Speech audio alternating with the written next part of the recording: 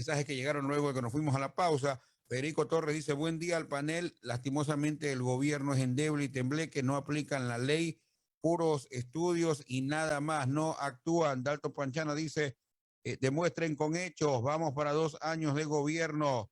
Doña Dilma Magdalena dice, buenos días a todos a través del sistema de emisoras Atalaya. Solamente brevemente indicar que resguardo de la planta de agua potable de Guayaquil existe para evitar actos vandálicos. En Ambato, grupos de protestantes habrían contaminado tanques de distribución con aceite quemado. Con personal militar de EMAPAC e Interagua se resguarda la planta La Toma que provee el servicio de agua potable a Guayaquil. La alcaldesa de Guayaquil, Cintia Viteri, sostuvo que se decidió eso ante lo ocurrido en Ambato. En esa ciudad, el gerente de la empresa de agua denunció que desconocidos vertieron aceite quemado en el tanque San Luis de Paza que alimenta a la red que provee de agua a varios barrios de la capital de Tungurahua. Por tanto, hay resguardo en la planta de agua potable de Guayaquil para evitar actos vandálicos. Ingeniero Mendoza y compañeros, estamos listos ya con nuestro siguiente invitado. Ustedes tienen la palabra. Adelante. Gracias, gracias. Entonces estaremos pendientes de esa información desde la capital de la República, donde hay incidentes esta mañana. Según los reportes que tenemos, ya dimos alguna información mientras estábamos entrevistando al asambleísta Juan Fernando Flores de Creo. Y lógicamente me parece no solamente muy prudente, sino acertado el hecho que se resguarde la planta de agua de Guayaquil, que da pues el servicio para 3 millones de personas, porque no solo es para Guayaquil, sino que le da también el agua potable a San Borondón, en el sector de La Puntilla, y al Daule, en el sector de La Aurora, y a una parte también de Durán, que sirve esta misma planta de La Toma. Así es que tendremos que tenerla muy, muy bien resguardada para que no ocurra lo que casi ocurre el día de ayer en Ambato, desgraciadamente, y esta gente quería ahí causar un sabotaje tremendo. Pero bueno, y no lo digo, cuando digo esta gente me refiero a los vándalos, ¿no? Me refiero a los vándalos, porque ahora después lo toman como peyorativo, delito de odio y tanta tontería. Las 9 de la mañana con 20 minutos. Está con nosotros el máster Roberto Salas, quien, como decíamos, pues es un reconocido empresario y que aceptó colaborar con el gobierno de Guillermo Lasso, el presidente de la República, justamente para llevar adelante lo que tiene que ver con las asociaciones públicas privadas. Es decir, que venga inversión al país, como ha venido Guayaquil en el caso de lo que acabamos de hablar, del agua potable, por ejemplo, con el caso de Interagua, que es Veolia, que es una de las más grandes, si no la más grande empresa de agua y saneamiento del mundo. Eso queremos que haya en otros cantones del país. Queremos que haya vialidad, inversión, queremos que haya inversión en lo que tiene que ver a materia energética, en saneamiento, alcantarillado, es decir, en todo que se pueda dar esta inversión. Lamentablemente con un paro como el que tenemos estos días, es bien difícil que demos un mensaje acertado. Y dentro de esto, una de las cosas que más hemos estado pendientes, no desde este año que se cumplió hace poco del gobierno, sino desde hace varios gobiernos, es del famoso quinto puente sobre el río Guayas. Sobre eso, los guayaquileños, los ecuatorianos, queremos una respuesta, don Roberto Sala. Entonces, cuéntenos realmente qué se está haciendo, no qué se va a hacer, porque ya decíamos hace poco esto de que qué se va a hacer nos tiene realmente, pues ya sin credibilidad sobre las cosas que puedan pasar. ¿Qué se está haciendo sobre el tema del puente sobre el río Guayas y cuándo o cuál es el cronograma del mismo? Porque sin cronograma es difícil pues ya tener una perspectiva real. Buenos días y bienvenido. Los saluda Andrés Mendoza. Oiga, muchísimas gracias por por la oportunidad, por la invitación y también por poder dirigirme a la ciudadanía en temas tan importantes y sobre todo en un momento en una coyuntura tan crítica para el futuro del país. Voy a empezar por su última inquietud para resolver el tema. Y efectivamente, hay que ocuparse y no mantenerse preocupado, sino ocuparse de los temas, sobre todo de un proyecto icónico, no solamente para la provincia, sino para el país, dado el enorme impacto que tiene para la competitividad de las exportaciones agrícolas o agropecuarias del Ecuador. Y en ese sentido, hay dos temas que se están haciendo distintos para tener un mejor resultado.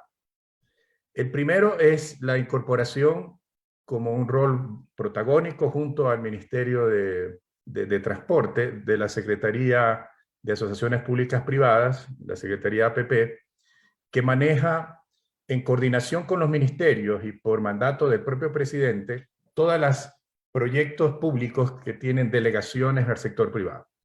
Y en este sentido hay un gran compromiso, no solamente de esta secretaría, sino también de instituciones que hemos ido ya estableciendo contactos, como por ejemplo la Cámara de la Construcción de Guayaquil, como por ejemplo la Fundación Ecuador, como por ejemplo expertos en esta área de la construcción, sobre todo de la ingeniería, que han participado incluso en etapas anteriores, para poder establecer un mejor consenso de cuál es la mejor forma de que en este nuevo intento sea el definitivo y que no repasemos los fracasos que han tenido intentos anteriores, que ya son alrededor de 3, que no deben repetirse. Entonces, hay un actor nuevo en este sentido, que fue creado solamente en el mes de noviembre, y que obviamente está estableciendo, primero, toda una convocatoria junto con el Ministerio de Obras Públicas para poder establecer un mejor consenso, una mejor retroalimentación de cómo hacer las cosas diferentes. Hay un segundo actor que es muy importante. Hemos tenido ya un preacuerdo, digamos, porque falta formalizar solamente la parte contractual, para poder incorporar una banca multilateral para financiar los estudios, aprovechando los estudios que ya se han hecho, de tal manera de ganar tiempo y no te esperar otro año o 2 años hasta poder tener una buena base para hacer una nueva licitación. Vamos a actualizar estos estudios, ya se está armando un cuarto de datos actualizado con los estudios que se han hecho, sobre todo a partir del 2009, que son estudios bastante completos, pero que hoy obviamente hay que actualizarlos por todos estos 11 años que han pasado y que necesita obviamente tener una actualización técnica, sobre todo en los temas de las proyecciones de demanda, de la demanda futura que puede tener y en función de eso establecer escenarios posibles para poder determinar las tarifas que son necesarias para poder viabilizar financieramente este proyecto. El otro tema es que en las próximas semanas vamos a establecer contactos con las autoridades regionales y provinciales, de tal manera de establecer un consenso constructivo y positivo para poder armar toda una coalición de actores que son muy importantes para que el proyecto se haga. Y en este sentido, creemos de que para finales de este año, es decir, en unos 6 meses, podamos tener una actualización de estudios a nivel al menos de prefactibilidad y poder establecer con eso unas nuevas bases y unos nuevos estudios ya de factibilidad para lanzar una licitación en el año 2023, más cerca probablemente de mitad de año o tercer trimestre del próximo año como máximo. Eso es un poco el feedback y la actualización de esta iniciativa, que esta vez, haciendo cosas distintas, como mencionaba al inicio, pensamos obtener resultados distintos, es decir, resultados exitosos. Las 9:27. Vamos a ir con las preguntas del licenciado Alcides Ezequiel Montilla. Don Roberto, buenos días. Buenos días, don Alcides. El tema de la ley de atracción de inversiones, que todavía no se la aprueba.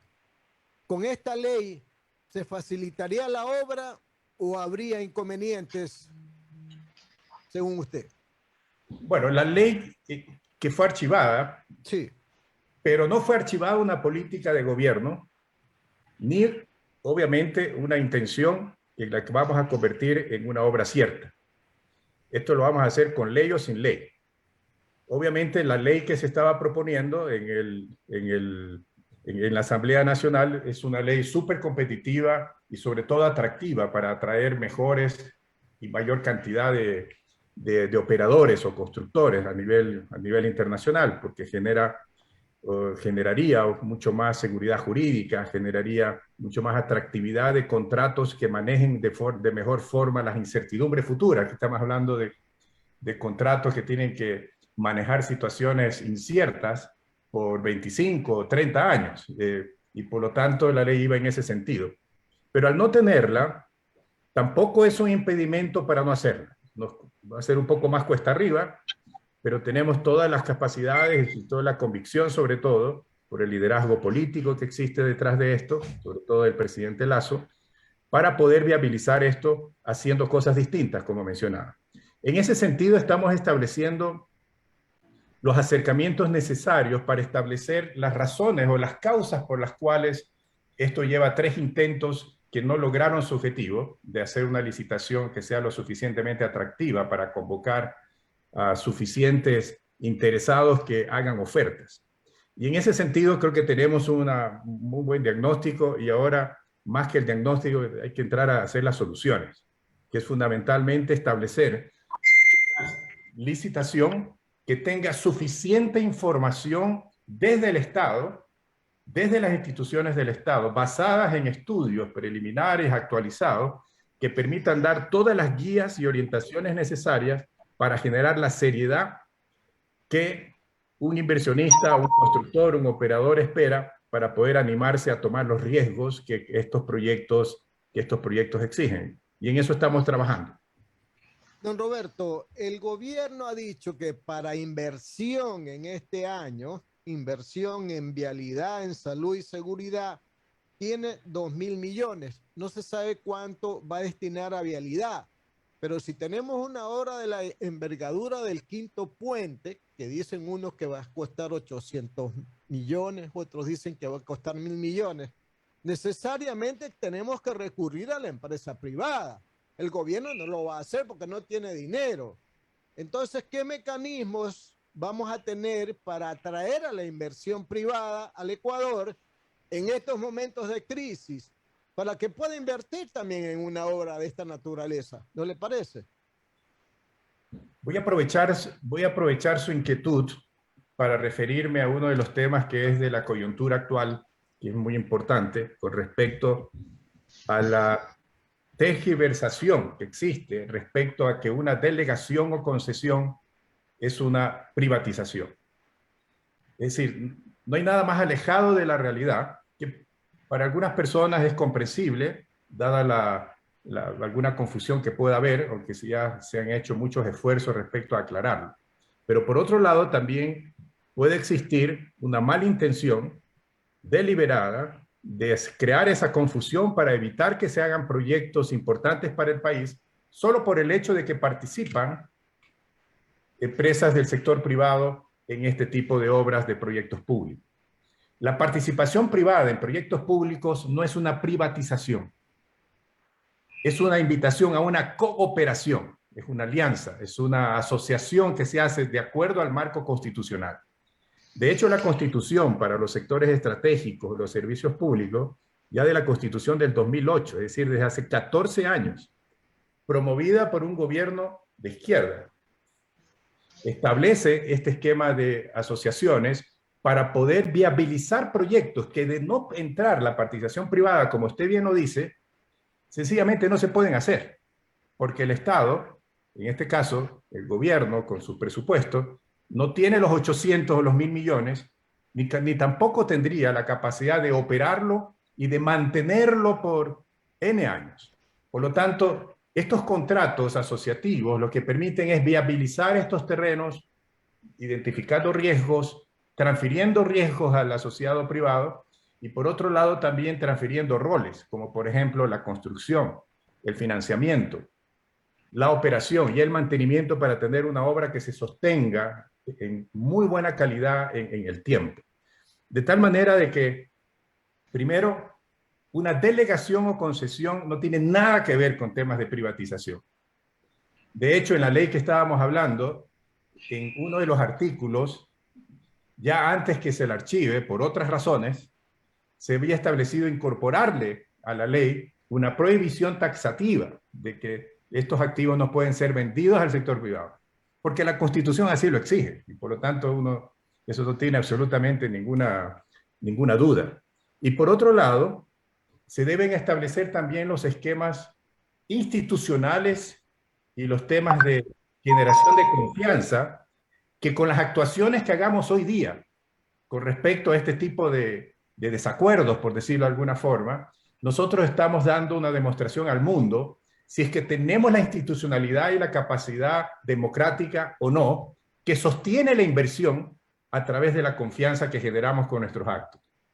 De tal manera de que eso es un punto medular, neurálgico el día de hoy, en el cual si nos sentamos a dialogar entre las partes, no solamente el Estado, la CONAIE, sino también todas las organizaciones sociales que tienen que ver con este tema, en los acuerdos y en los desacuerdos, para poder establecer soluciones constructivas, respetando el Estado de Derecho, respetando la Constitución, en otras palabras, las leyes, y por otro lado, respetando las instituciones, para generar soluciones. Ese es el mensaje que tenemos que dar hoy de un país en transición que requiere consolidar no solamente su anhelo de tener mejores infraestructuras y mejor calidad de vida y más empleo, porque de anhelos eso no se construye a través de inversiones, que una las puede pagar el Estado. Lo que usted mencionaba de los 2.000 millones, eso es lo que normalmente se está establecido en el presupuesto de las inversiones públicas, pero el plan vial que se comunicó al 2025 es de 5.200 millones a través de asociaciones públicas privadas. Y otros 500 millones, teniendo la ley, pues. Y otros 500 millones para mantenimiento y emergencias que obviamente los inviernos lo exigen. Don Roberto, demasiado tiempo ha perdido esta obra. De lo que yo me acuerdo hace 20 años, yo estuve ya, cuando era periodista del diario Hoy, yo estuve ya en mi oficina, un proyecto que me lo envió casualmente Rafael Estrada, cuando era presidente del Colegio de Ingenieros Civiles del Guayas, hasta la época de las promesas del anterior presidente, de las fracasadas licitaciones. Entonces, demasiado tiempo, y por ahí apareció la alcaldesa de Guayaquil, la prefecta del Guayas, diciéndole, a ver, ¿por qué no nos dan a nosotros el proyecto para poder ejecutar? El gobierno dice que no, bueno, por ahí de repente algún celo político, electoral, etcétera, pero don Roberto, no perdamos más tiempo en esta obra, demasiado se ha dicho, ya necesitamos urgentemente una obra de esta naturaleza. ¿Por qué? Porque la va a pagar finalmente quien la ocupe, que son los transportistas, que son los bananeros, los camaroneros. O sea, no perdamos tiempo, don Roberto. En eso estamos totalmente de acuerdo. O sea, nosotros obviamente no hemos participado como secretaría, sino ahora, en el cual tenemos el mandato de apoyar al ministerio, a los municipios, a todos los actores para poder viabilizarlo. Y ya hemos tomado estos dos elementos distintos para tener resultados diferentes, en este caso exitosos, que sería el traer una banca multilateral a que apoyar la financiación de los estudios que faltan, o la actualización de los mismos, y de aquí a pocos meses estaremos anunciando, junto con todos los otros actores, entre ellos los municipios. Eso es algo importante de mencionar. Estos sí, los municipios, la prefectura, no se puede hacer. El gobierno solo no lo va a poder hacer. El tema de la competencia es algo que hay que conversarlo, dialogarlo, y el que esté en las mejores condiciones para poder liderar el esquema, lo vamos a apoyar. Pero en ese sentido hay una conversación que hacer desde el punto de vista más constructivo y técnico posible, ¿no? Y eso es algo que lo vamos a hacer sin lugar a dudas. Esta entrevista sigue con mi compañero Julio Ayala. Adelante, Julio. Gracias, Alcides. Máster Salas, buenos días. Buenos días, sí. Vean, yo tengo 28 años en el sistema de emisoras Atalaya y 28 años vengo hablando del Puente Sur. 28 años. Y para allá por el 2012 fijaron los primeros recursos económicos por parte del gobierno para los estudios del Puente Sur, allá en el 2002. Han pasado 20 años y el gobierno y los gobiernos siguen en este jueguito de que vamos a ver, de que vamos a hacer, de que vamos a estudiar, de que ya vamos a hacer los nuevos estudios, y a la hora de la verdad, nada de nada. La pregunta que le hago, ¿por qué no entregar esta gran obra al municipio de Guayaquil, que ha demostrado que sin tanta cantaleta tiene agua potable concesionada, tiene aeropuertos concesionados y tiene muchas grandes obras concesionadas sin tanto problema? Tiene la capacidad económica, tiene una gran acogida en los medios internacionales para los créditos. ¿Por qué seguirle entregando a la burocracia este tratamiento inicuo, este tratamiento infame de que cada vez y cuando hay alguna circunstancia para que se postergue y se siga postergando y se siga postergando una obra que no es para Guayaquil? Porque eso es lo que hay que entender. No es una obra de Guayaquil. Los que la van a usar en su gran mayoría no son gente de Guayaquil. Los transportistas pesados normalmente no son de Guayaquil. Sus cooperativas, sus organizaciones están fuera de Guayaquil. Normalmente están en la sierra. Ellos son los grandes beneficiarios de esta obra. Totalmente de acuerdo. Vamos a seguir con esto. Pero yo no puedo responderle por los 20 años de atrás. Podemos aprender de eso. Lo que yo sí puedo responderle es lo que está haciendo hoy hacia los próximos meses para poder dejar la cantaleta, como usted bien lo manifiesta, de un proyecto frustrado y convertirlo en una realidad. A eso sí nos comprometemos. Como usted bien lo dice también, esto no es un proyecto de una ciudad, no es un proyecto de una provincia. Esto es un proyecto nacional y por lo tanto la competencia la tiene obviamente quien ve el tema en el tema nacional. Sin embargo, eso no significa de que no se está estableciendo las mejores decisiones para que junto con los municipios e incluso la prefectura poder establecer un proyecto que sea viable hoy en día. Usted sabe muy bien, por toda la experiencia que tiene, de que para que un proyecto sea viable, primero hay que tener estudios bien hechos. Yo no voy a calificar los estudios anteriores, solo sé que necesitamos una buena información que ya existe y necesitamos actualizarla, porque sin eso no vamos a poder lanzar una nueva licitación exitosa, porque no se ha generado la confianza suficiente en los constructores, en los operadores, en los financistas, para poder establecer un proceso donde haya interés y donde se pueda adjudicar de una forma transparente a un mejor postor, porque no han habido. Por lo tanto, si eso es una de las condiciones, tenemos que cumplirla y hacerlo bien y dejarnos ayudar por los mejores del mundo en este sentido.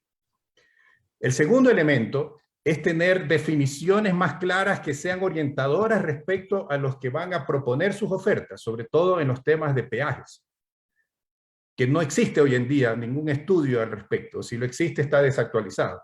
Y en el último intento, tampoco se lo estableció como una guía importante para poder orientar a los participantes. Y por eso es que muchos no participaron en eso. Y hay un tercer elemento que es armar, como decía, una coalición de todos los grupos interesados, gobierno central, municipios, prefectura, empresas constructoras, empresas financistas, grupos de la sociedad civil, para dejar de hablarnos así de cantaletas y poder establecer un esquema que sea creíble y poner una hoja de ruta que la vamos a hacer.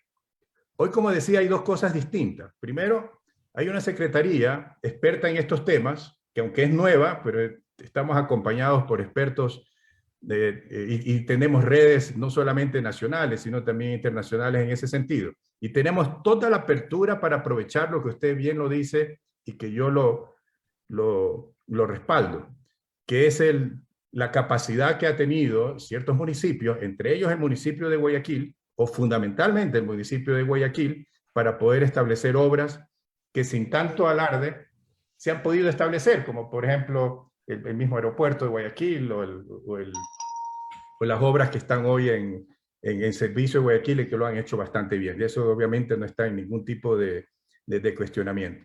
Lo que sí es que hay una renovación de nuevas instituciones y de nuevas personas que estamos en esto tratando de ayudar, que no tenemos ninguna responsabilidad de los temas pasados, pero sí la responsabilidad de hoy de hacer que esto funcione.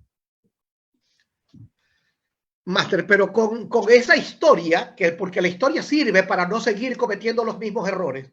Con esa historia le pregunto, ¿por qué no entregarle al municipio de Guayaquil, por ejemplo, la obra, si se la han pedido? Si el municipio de Guayaquil tiene lo que no tiene el gobierno central, tiene garantías, porque todo el mundo sabe que la basura, que el agua potable, que el aeropuerto, que el terminal terrestre, que el malecón, están concesionados. Todo el mundo sabe que en Guayaquil no hay problema con eso. Todos esos inversionistas están contentos porque están ganando y haciendo una obra positiva. ¿Por qué no entregarle al municipio esto y seguir con esta situación de que vamos a hacer, de que nos vamos a reunir, de que vamos a ver un nuevo proyecto? Entréguenle al municipio y se libran de 100,000 problemas, y estoy seguro que en menos de lo que canta un gallo el municipio va a comenzar a actuar. Le converso algo, Máster Salas. En el gobierno del señor Lenín Moreno y el señor Alcides Montilla y el dueño de la emisora, don Andrés Mendoza, son testigos.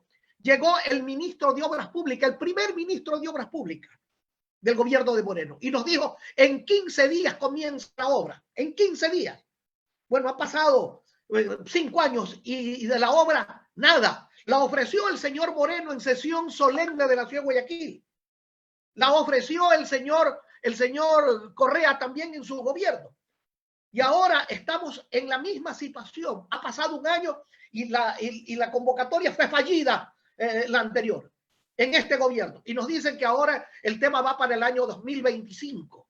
Madre mía, ¿hasta cuándo tenemos que esperar los ecuatorianos? No sé dónde sale, don Julio, no sé de dónde sale el tema del 2025. Yo por lo menos, señor ministro de Obras Públicas de su gobierno lo dijo, que para el 2025 estaría comenzando la obra. Yo lo leí y sé que estoy hablando la verdad. El ministro de Obras Públicas, un ministro que no ha hecho absolutamente nada hasta el momento por la obra pública en el país. No ha podido concesionar nada. Y no me van a decir que no hay ley, por favor.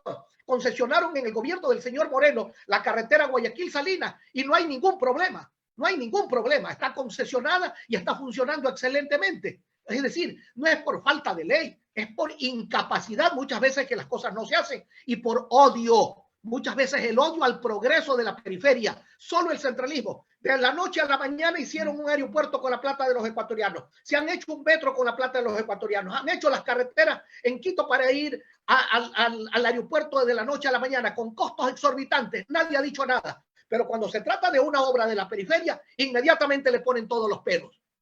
Esto es lo que tenemos que superar. Tenemos que superar ese centralismo. A ver, déjeme responderle las inquietudes una a una. El tema, lo acabo de mencionar al inicio, efectivamente esto no es un tema de ley. Con ley o sin ley, esto puede y debe hacerse. Segundo, el ministerio tuvo un traspié en esta primera licitación por un exceso de confianza, por decirlo de alguna forma, pensando que habían suficientes interesados, pero que al final, por la calidad de las bases y la profundidad de las bases, no fue necesariamente la información que requerían los... Aquí lo importante es establecer hacia adelante y mencionar de que más allá si es que la competencia, que ojalá que el municipio o los municipios la propongan al ministerio. La secretaría que yo tengo la responsabilidad de manejar no lo define. Si esa competencia, que la pidan al Ministerio de Obras Públicas, y habrá los suficientes criterios para poder establecer una mejor decisión en ese sentido. Pero aquí lo importante es que pase la competencia a donde tenga que pasar, o se quede donde está ahora. Lo importante es que esto no es un trabajo de un municipio. No es un trabajo solo de los municipios. Aquí es un trabajo de un conjunto de instituciones que tienen que trabajar por el bien del proyecto. Yo puedo entender su poca credibilidad que tiene frente al proyecto o a sus ejecutores, pero yo no puedo responder por eso. Yo puedo responder por los actos de lo que estamos haciendo ahora. Y las fechas que se están estableciendo para poder establecer un inicio de obras dentro de este gobierno, en este proyecto, en este proceso, es algo que lo tenemos comprometido. Por lo tanto, estamos trabajando para que eso se cumpla. Y aquí, al igual que ustedes, nosotros, a mí personalmente me cuesta mucho estar hablando de expectativas. Me gustó mucho la presentación inicial, que es qué es lo que ya están haciendo. Y bueno, estamos haciendo esto. Y todo esto va a ir generando un proceso en el cual se van a ir dando los resultados y los avances. Y aquí hay un tema también comunicacional. Estos proyectos requieren mantener a la ciudadanía con una comunicación permanente de sus avances. Y no solamente perderse por N tiempo, por N años, y después decir, no, es que la licitación no fue exitosa. Eso también es algo que hay que corregirlo. Y de esa forma, yo me comprometo a las veces que sean necesarias poder regresar acá a esta prestigiosa radio, que le tengo mucho respeto por la cercanía que tiene con la ciudadanía y sobre todo por la veracidad con la que siempre ustedes manejan los temas y poder ir resolviendo poco a poco hasta que esto se vaya convirtiendo en realidad. Ese compromiso se lo dejo aquí públicamente para poder hacer esto en conjunto, porque los medios de comunicación también tienen un rol importante en este tipo de iniciativas que son iniciativas públicas, iniciativas estatales, donde hay un gran impacto, no solamente a una ciudad o a una provincia, sino a todo el país, como muy bien se lo ha comentado.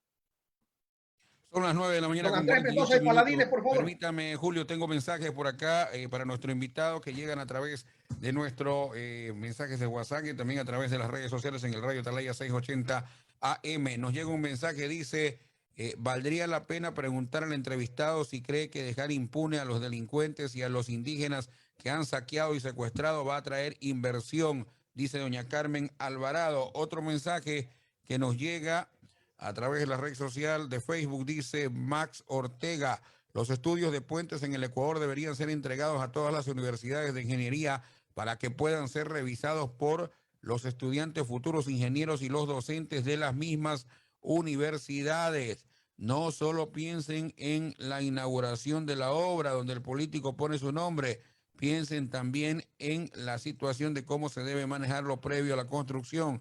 Javier Murillo Ugarte, lo de la contaminación del agua es inaceptable, deberían meter presos a todos los manifestantes. Ahí algunos de los mensajes que llegan, algún comentario de parte de nuestro invitado. Adelante, lo escuchamos. Por supuesto, creo que son comentarios muy atinados.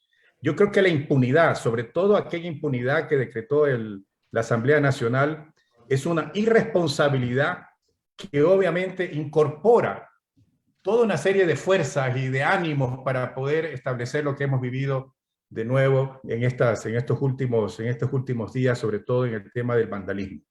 La impunidad está en contra del Estado de Derecho. Yo he mencionado que para atraer inversionistas es fundamental generar dos grandes elementos. Primero, que las instituciones funcionan, entre ellos las instituciones políticas, sin duda, que la justicia funcione. Y por otro lado, que se establezcan esquemas de seguridad jurídica. Sobre todo, el tema de seguridad jurídica a veces es un tema muy etéreo. Lo importante es que se respeten las leyes y los contratos.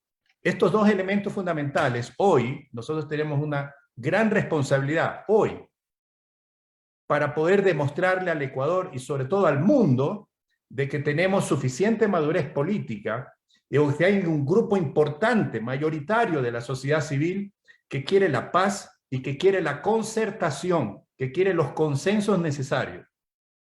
Por otro lado, cuando se menciona el tema de las universidades, cuando mencionaba de que este tipo de proyectos requieren la incorporación de una coalición de actores, una coalición de personas, de instituciones que pueden aportar a este tipo de, que no es solamente un tema de un gobierno, de un municipio, de un ministerio, de una Secretaría de Estado, no, esto es un tema en donde sin lugar a duda la prensa, las universidades, que son parte de la sociedad civil, tienen un rol importante que jugar.